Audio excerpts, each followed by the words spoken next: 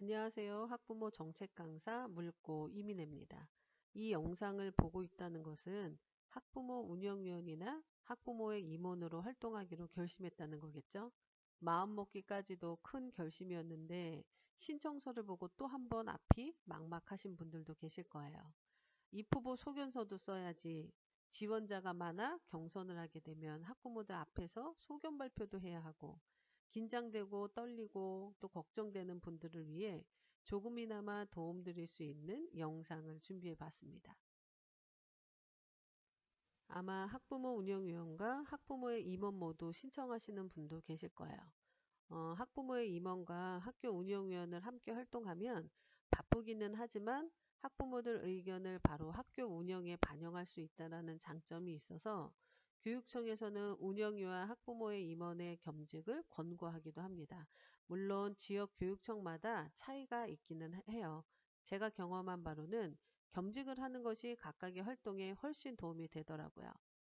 자, 그리고 학원이나 학부모 임원 서류를 준비하실 때 신청서 제출 기간 내에 작성해서 제출하시면 됩니다. 각 신청서 신청 방법은 학교 가정통신문에 잘 나와 있으니 제출 서류와 제출 마감일자, 제출 장소를 먼저 점검하셔야 돼요. 제출 날짜 지나서는 접수가 안 되니 꼭 날짜 확인하셔야 됩니다. 또 무투표 당선이 될 수도 있지만 혹시 이 후보가 정원을 초과해서 총회 날 경선을 치를 수도 있으니 미리 준비해 두시는 것이 좋습니다. 먼저 학운위 입후보 등록 서류와 학부모 임원 입후보 등록 서류를 비교해 보도록 할게요. 똑같이 학교에서 봉사하는 학부모 대표들인데 왜 제출 서류가 다를까요? 그 이유는 학교 운영위원회는 학교 정책을 결정하는 심의 자문을 하는 법적 기구이고 학부모회는 해당 학교 학부모들의 자치기구이기 때문이에요. 운영위원회는 학교 정책 결정을 하는 법적 기구이기 때문에 자격 요건이 있습니다.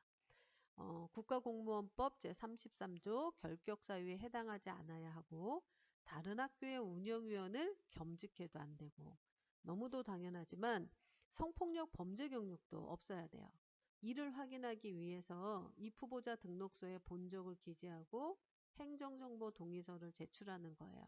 하지만 학부모의 임원의 자격은 해당 학교 학부모면 되니 제출 서류가 간단한 거죠. 아까도 말씀드렸지만 한 학교에서 학부모의 임원과 운영위원은 겸직 가능합니다. 운영위원은 다른 학교와 겸직을 할 수 없어요. 그런데 자녀가 둘일 경우 한 명은 초등학교다, 한 명은 중학교에 다닌다. 큰아이 학교에서 운영위원을 한다. 그러면 작은아이 학교에서는 운영위원 할 수가 없어요. 그냥 학부모의 임원이라면 활동하실 수 있습니다. 본격적으로 서류를 작성해 볼게요. 학부모위원 입후보자 등록서를 보면 성명, 주민등록번호, 주소 작성하시면 되고요. 사진도 붙이셔야 돼요. 다음 등록 기준지가 뭔가 하실 거예요. 등록 기준지에는 본인의 본적을 적으시면 돼요. 본적을 적는 이유는 신원조회 때문이에요. 웬 신원조회? 라고 생각하실 텐데요. 성범죄 경력이나 공무원법 33조에 위배되지 않는지 신원조회를 하는 겁니다. 제가 앞서서 만든 운영위원이 뭐야? 라는 영상을 보시면 운영위원 자격에 대해 자세히 나와 있으니 참고하시고요. 그 다음에 전화번호, 자녀의 학년반 이름 적으시면 됩니다. 설마 우리 아이가 몇 반인지 모르는 건 아니겠죠? 자, 그 다음 자격 확인란 볼까요? 국가공무원법 제33조에 규정하는 결격사유에 해당하지 않습니다에 예 체크하시고요. 그 다음 본인은 다른 학교의 운영위원을 겸하고 있지 않습니다. 또 예를 체크하시면 됩니다. 다른 학교와 운영위원을 겸직이라면 자격 요건이 해당하지 않기 때문이에요.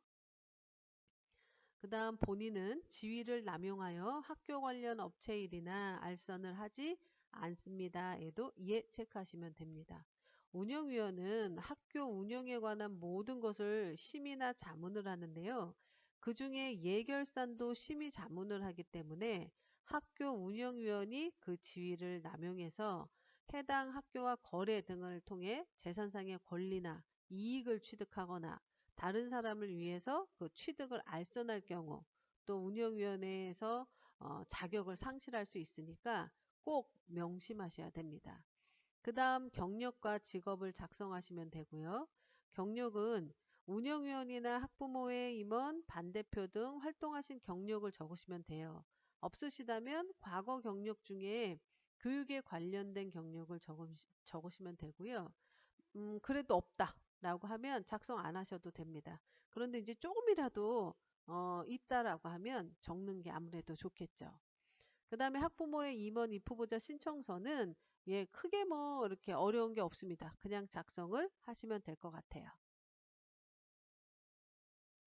서류 작성하는데 제일 고민되는 부분은 입후보 소견일 거예요.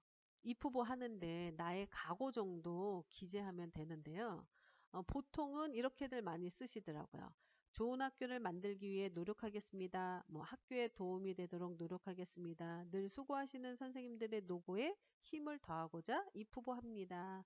경험은 없지만 최선을 다하겠습니다. 등등 이렇게들 많이 기재를 하시는데 모두 맞는 말이지만 입후보하는 학부모들의 입후보 소견이 비슷비슷하다 보니까 입후보 소견만 보고는 후보자를 알 길이 없어요. 선생님의 부탁으로 등 떠밀려서 입후보한 경우라고 해도 경선을 치를 수 있으니 입후보 소견은 나의 생각을 알릴 수 있는 구체적인 내용을 기재하는 것이 좋아요. 내가 생각하고 있는 활동 계획이나 운영위원회 역할이나 학부모 임원 역할 중에 내가 이런 거는 한번 해보겠다 라는 것도 적는 것도 방법이죠. 그럼 운영위원회 역할과 학부모의 역할을 한번 검토해 보기로 할게요. 먼저 학교 운영위원회 역할을 보겠습니다. 학교 예산안과 결산이라고 되어 있는데요. 학교에서 운영되고 있는 모든 예산을 심의하는 곳이 학운입니다. 어떤 예산을 줄이고 또 어디에 우선으로 쓸지까지도 논의할 수 있습니다. 학교 헌장과 학칙의 제정 또는 개정이라고 되어 있는데요. 우리 학교 학칙이 뭐가 잘못됐다라고 하면 그 학칙을 바꿀 수도 있고요. 새로운 학칙을 만들 수도 있습니다. 학교 운영지원비의 조성 및 운영 및 사용이라고 되어 있는데 의무교육을 받는 초등학교와 중학교는 운영지원비가 폐지되었어요. 하지만 고등학교의 경우에는 학부모들이 운영지원비를 내고 있는데요. 그 운영지원비를 어디에 어떻게 쓸 것인지 심의하는 것도 운영위원회에서 하는 역할입니다.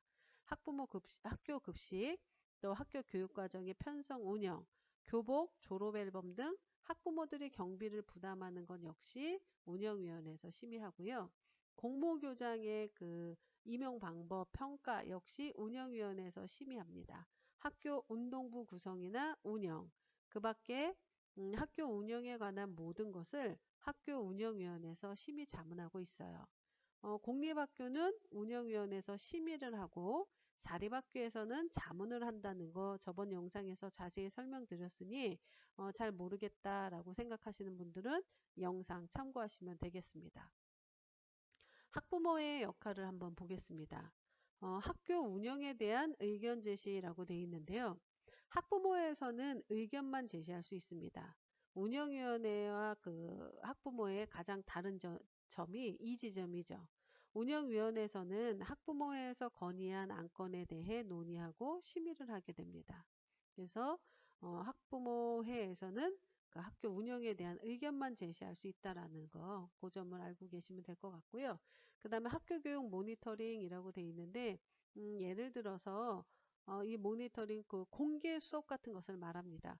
공개 수업이 1년에 그 2번 상반기 하반기에 2번이 있는데요. 공개 수업 후 수업 평가를 학부모들이 하는 거죠. 체계적으로 움직이는 학부모회 같은 경우에는 학부모들이 나눠서 여러 수업에 들어가 수업 평가를 하기도 합니다. 또 학부모 역량을 높이기 위해 학부모 교육에도 참여할 수 있습니다. 예를 들어 우리 학교 학부모들의 의견을 수렴해 원하는 학부모 그 교육을 무엇을 받고 싶은지 먼저 파악을 하고 학부모 교육 예산을 알차게 사용하는 학교들도 많이 있습니다. 예를 들어서 뭐 성교육 강사를 부른다거나 독서 지도에 관련된 교육을 준비하기도 하고요. 그 밖에도 많은 학부모 그 학교 참여 사례들이 있습니다. 학교마다 워낙 다양해서 다음 영상에서 몇 가지 사례를 올려보도록 하겠습니다. 각각의 그 학부모회와 운영위원회 역할을 이해하셨다면 소견서 작성이 조금 쉬울 거예요. 내가 학부모 운영위원이나 학부모의 임원으로 활동하며 우리 학교의 문화나 시설을 바꾸겠다. 이런 구체적인 소견을 작성하는 게 좋겠죠. 학교 운영위원회 경우 학교 운영 전반에 심의 권한이 있으니까 자, 예를 들자면 학생 학부모 의견이 학교 운영에 반영될 수 있도록 전달자 역할을 열심히 해보겠습니다. 라든지 학생, 학부모, 교직원 모두 만족하는 학교를 만들기 위해 열심히 활동하겠습니다. 학교 구성원의 목소리가 학교 운영에 반영될 수 있도록 최선을 다하겠습니다. 이와 같이 운영위원회 역할을 강조하는 소견도 좋을 것 같아요. 예를 들어서 우리 학교의 급식이 부실하다라고 한다면 우리 학교 아이들 학교 급식 때문에 학교에 등교하고 싶은 마음이 들도록 학교 급식 개선을 위해 많은 관심과 노력을 기울이겠습니다. 라고 적으셔도 좋겠죠.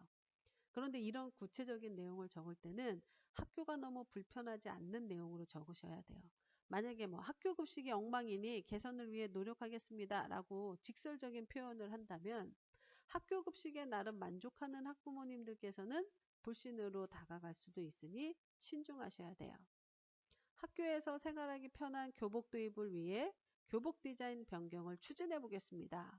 아니면 현실성 없는 학교의 학칙 개정을 위해 학교 구성원의 의견 수렴을 거쳐 추진해 보겠습니다. 등등 우리 학교 학생과 학부모들이 불편하거나 바꾸고 싶어하는 것이 무엇인지 잘 파악하셔야 합니다.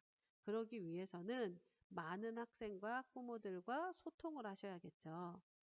또 이제 학부모의 임원일 경우 이렇게 쓸 수도 있겠죠. 학부모들의 건의사항이 학교 운영에 잘 반영될 수 있도록 노력하겠습니다. 학부모들의 역량 강화와 자녀 양육에 도움이 되는 좋은 강좌를 많이 마련하겠습니다. 이런 식으로 적으시면 좋을 것 같아요. 예시로 간략히 몇 가지 적어봤습니다. 예시는 예시일 뿐. 워낙 학교마다 상황도 구성원도 다양하니 여러분 학교의 실정에 맞게 소견서 작성하시면 될 것 같아요. 신청서 작성이 끝났다면 제출 기간 안에 학교에 제출하시면 됩니다. 그럼 학부모 총회날 입 후보자가 모집 정원과 같다면 무투표 당선으로 당선될 거고 입 후보자가 정수보다 많다면 경선을 치러야 하겠죠. 오늘 들으신 내용을 바탕으로 경선을 준비할 소견 발표도 작성해 보시면 좋을 것 같아요. 학부모 정기총회는 3월에 개최합니다. 운영위원으로 출마하시는 분들은 모두 참석하셔야 하는 것도 잊지 마시고요. 또 학부모 총회는 학부모 회장이 소집하게 되어 있는데요. 학부모 총회 날 담임 선생님도 만나야 되고 또 학교 운영에 대한 교장 선생님 말씀도 드려야 되고 운영위원 선거나 뭐다 아주 바쁜 일정이 많습니다. 그러다 보니 정작 학부모 총회는 제대로 이루어지지 못하는 경우가 많더라고요. 앞으로 많이 개선되어야 할 부분이기도 합니다. 코로나 이후에는 직접 투표가 힘들어져서 전자투표로 투표를 대신하는 학교도 늘고 있어서 더 간편해진 것 같아요. 총회도 줌이나 유튜브로 많이 진행을 하고요.